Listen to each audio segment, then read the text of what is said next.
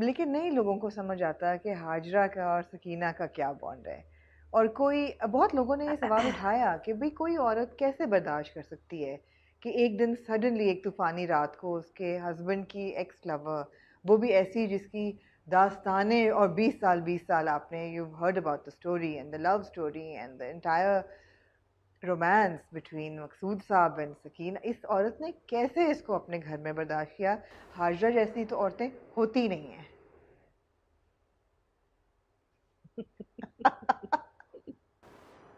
You see, that's the problem कि ये होता ही नहीं है। हम बहुत चीज़ों पे ये कहते हैं कि ऐसा तो होता ही नहीं है, ये कैसे लिख दिया? आप जो भी सोच सकते हैं वो हो सकता है। इंसान इतनी इंट्रिकेट और इतनी कॉम्प्लिकेटेड और इतनी खूबसूरत बीइंग है, क्रीचर है, आपके तसव्वुर में जो आ सकता है वो हो सकता है। हाजरा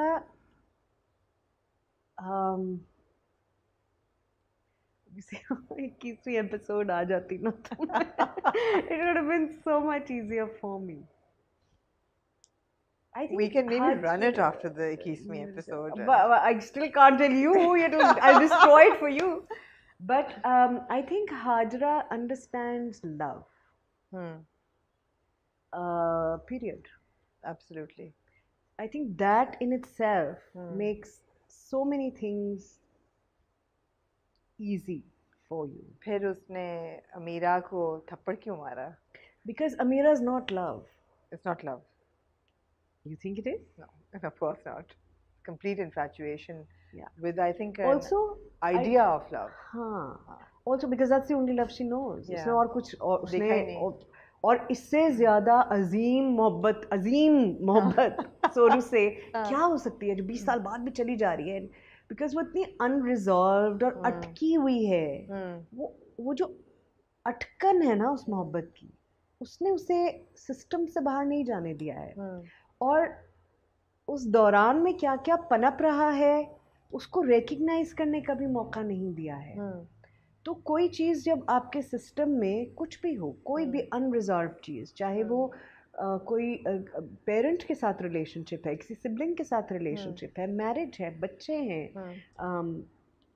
आपके इन्वायरमेंट है, आपका शहर है, मुल्क है, एनीथिंग, जब वो अनरिजॉल्व्ड होता है तो वो बहुत सारी चीज़ों को रिकग्नाइज नहीं करने देता ना। वो कॉन्शियसनेस में नहीं, शार्प नहीं हो रही वो तस्वीर, वो पीछे बैकग्राउंड में ब्लर चल रही है। और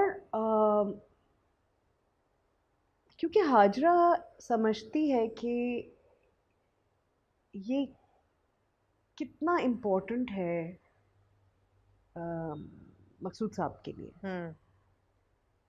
कि उनके पास, उसको लगता है उनके पास सकीना की याद के सिवा कुछ है ही नहीं जिसको वो अपना कह सकें। भाई से ताल्लुक खत्म कर लिया, बिल्कुल। And there is something about Maqsood which I can't tell you right now, which she knows. So there are a lot of things that of course the characters know. Yeah. And you know that, and his capacity to love. You see, अगर मैं किसी ऐसे इंसान को देखूं जो, you know, for example, I don't know if I should use this reference, but हम लोगों के लिए हमारे पेरेंट्स का रोमांस जो था ना वो सुप्रीम है। मतलब मैं हर चीज़ उसी के ऊपर रख के जज करती हूँ कि इतना लंबा रोमांस और पूरी जिंदगी, शादी, बच्चे के बाद भी my father's prime focus was my mother.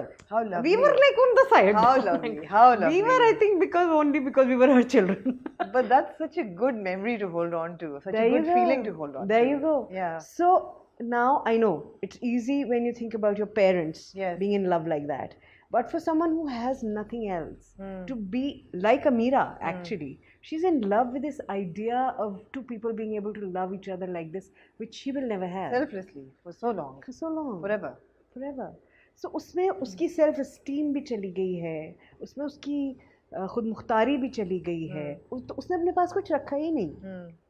You know, उसकी इतनी And I think ये जो पूरा एहसान वाला भी है जिसको वो एहसान बार बार कहती है, it's not, she's in love with him for the qualities that he has, he stands for, and the kind of person that you will also now learn him to be. मगर है वो रफीक अली की बेटी, वो भी ट्रेट्स भी उसके अंदर हैं, अमीरा के अंदर, अमीरा के अंदर जो पैरेलल्स ड्रॉ किए गए इवन इन द डायरेक्शन के, जिस तरह वो चप्पल से दोनों खेल रहे होते हैं, या एंड द वे वो अपने आप को थप्पड़ मारते हैं और वो भी मारती है, एंड हाउ इतना बीबी ना इतनी खतरनाक औरत है खतरनाक औरत है, हेडलाइन बीबी एक खतरनाक औरत, Bibi is a dangerous woman because Amira is such, I feel so bad for poor Amira.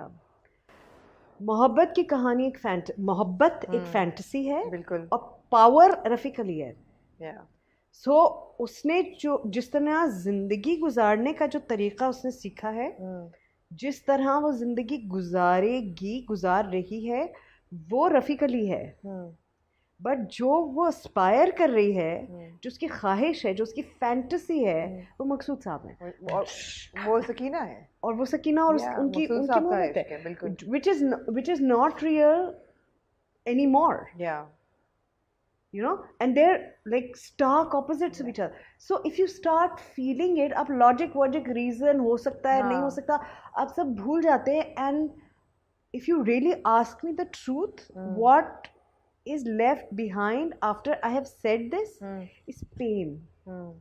I feel a little pain here. I think that's all she wanted to do.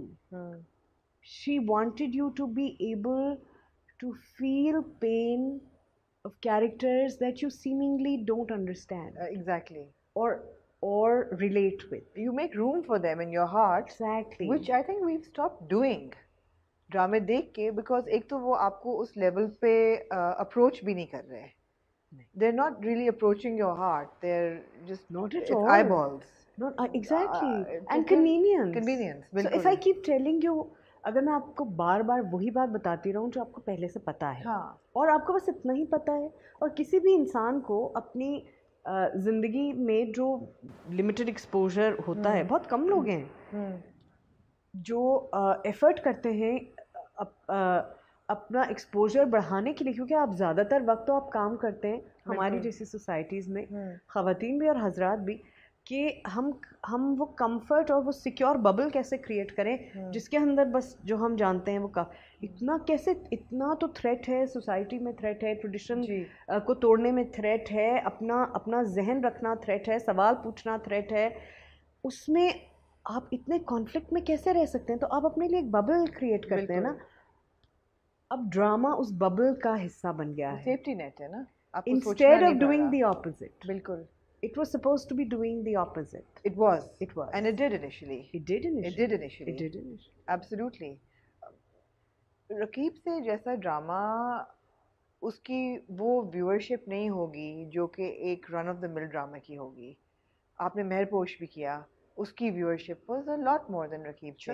But Raqeeb Se is a drama that we want women to watch, we want men to watch, we want message to watch, ताकि वो उसको देखें, उसको absorb करें, उससे सीखें.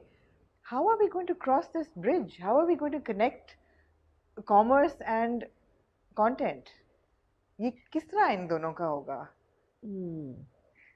Well, I think एक barrier जो टूट रहा है because of the whole OTT channels and OTT platforms and opportunities for all this content to be on internet. एक तो मुझे लगता है कि इससे थोड़ा सा फर्क पड़ेगा. बट आपको लगता है कि एक नई जनरेशन है जो अब OTT प्लेटफॉर्म्स देख रही है? हाँ, वो अच्छा उस जनरेशन को एड्रेस करने के अपने मसाइल हैं जी, जो बहुत संजीदा मसाइल हैं जी, लेकिन कम से कम हम ऐसा कंटेंट वहाँ डाल सकते हैं जो कंफर्ट फूड नहीं है, मगर